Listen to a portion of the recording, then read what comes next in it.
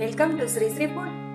આજે આપણે મગની દાળ, રવો અને કોકોનટમાંથી લાડુ બનાવીશું. તો બનાવવાની શરૂઆત કરીએ એ પહેલાં જો તમે હજી સુધી અમારી ચેનલ સબસ્ક્રાઈબ નથી કરી તો પ્લીઝ અહીંયા ક્લિક કરો એટલે સબસ્ક્રાઈબ થઈ જશે અને બેલ આઇકન પર ક્લિક કરશો એટલે તમને અમારા નવા વિડીયો મળતા રહે. અને વિડીયો પસંદ આવે તો પ્લીઝ લાઈક પણ કરો અને તમારા ગ્રુપમાં શેર પણ કરવાનું ભૂલતા નહીં. તો તેના માટે 1 કપ રવો, 1 કપ ખાંડ, 2 કપ દૂધ, 1 કપ મગની બાફેલી દાળ તેને ક્રશ કરી લીધેલી છે, 1 કપ ઘી અને 1 કપ કોપરાનું છીણ, બદામ અને પિસ્તાની કતરણ અને 1 ટીસ્પૂન ઇલાયચી પાવડર. તો બનાવવાની શરૂઆત કરીએ. કઢાઈ લઈ તેમાં આપણે ઘી નાખીશું. અત્યારે 4 ટેબલ સ્પૂન જેટલું ઘી નાખેલું છે. જરૂર પડે તો ફરી આપણે ઘી નાખીશું એમાં. હવે ઘી ગરમ થાય એટલે તેમાં પહેલાં આપણે રવાને આપણે શેકી લઈશું.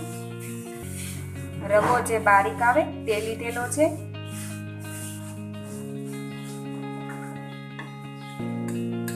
જે વધેલું ઘી છે તે નાખી દઈએ.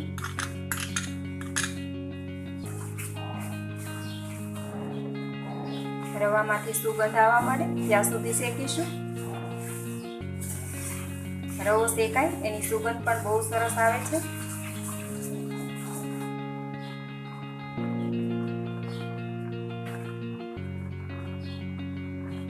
રવામાં આ રીતના ફીણ આવવા લાગ્યા છે અને થોડો હલકો થઈ ગયો છે. હવે તેમાં કોપરાનું છીણ નાખી દઈશું. અત્યારે મેં સૂકું કોપરું લીધેલું છે. આપણે આ જગ્યાએ નાળિયેરનું, લીલા નાળિયેરનું છીણ લેવું હોય તો પણ એ લઈ શકાય છે.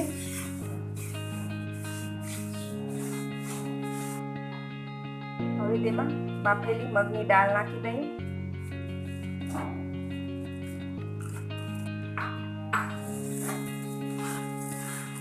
બધું બરાબર મિક્સ કરી લઈએ. મેં અહીંયા પ્રમાણસર ઘીનો ઉપયોગ કર્યો છે. તમે વધારે ઘી ખાતા હોય તો વધારે ઘી નાખી શકાય છે અથવા તો ઓછું પણ ઘી કરી શકાય છે. આની અંદર આપણે અડદની દાળ સિવાય કોઈ પણ દાળનો યુઝ કરી શકાય છે. અડદની દાળનો ટેસ્ટ સારો નથી લાગતો એટલે આપણે બીજી દાળ લઈ શકાય છે. જેમ કે ચણાની દાળ, તુવેરની દાળ, મગની દાળ, એ બધી દાળ આપણે લઈ શકાય છે. તેને આપણે 5 થી 7 મિનિટ માટે શેકી લઈશું. બધું શેકાઈને સરસ તૈયાર થઈ ગયું છે. હવે તેમાં આપણે દૂધ નાખી દઈએ. બરાબર મિક્સ કરી લઈએ. હવે તેમાં ખાંડ આપણા ટેસ્ટ પ્રમાણે નાખી શકાય છે. હવે ખાંડનું પાણી બળે ત્યાં સુધી આપણે તેને રહેવા દઈશું અને તેને બરાબર આ રીતે મિક્સ કરતા જઈએ. હવે તેમાં ઇલાયચી પાવડર નાખી દઈએ.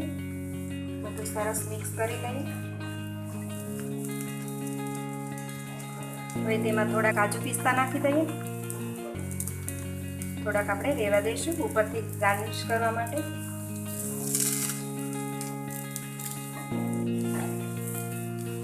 એકદમ સરસ રીતે ખાંડનું પાણી પણ બળી ગયું છે અને એકદમ સરસ મિક્સ થઈ ગયું છે.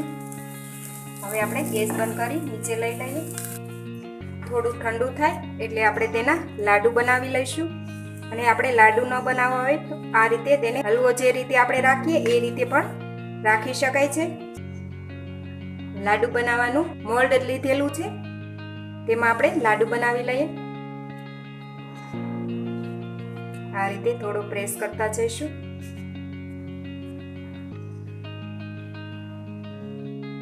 લાડુ બનીને તૈયાર થઈ ગયો છે. એવી જ રીતે આપણે બીજા પણ બનાવી લઈએ. લાડુ આપણા બનીને તૈયાર છે. આપણે તેના ઉપર થોડા બદામ અને પિસ્તાથી ગાર્નિશિંગ કરી દઈએ. તો તૈયાર છે મૂંગ દાળ સૂજી કોકોનટ લાડુ. તમે પણ આ રેસીપી જરૂરથી ઘરે ટ્રાય કરજો અને તમારા એક્સપિરિયન્સ અમારી સાથે શેર કરજો. તો ફરી મળીશું એક નવી રેસીપી સાથે.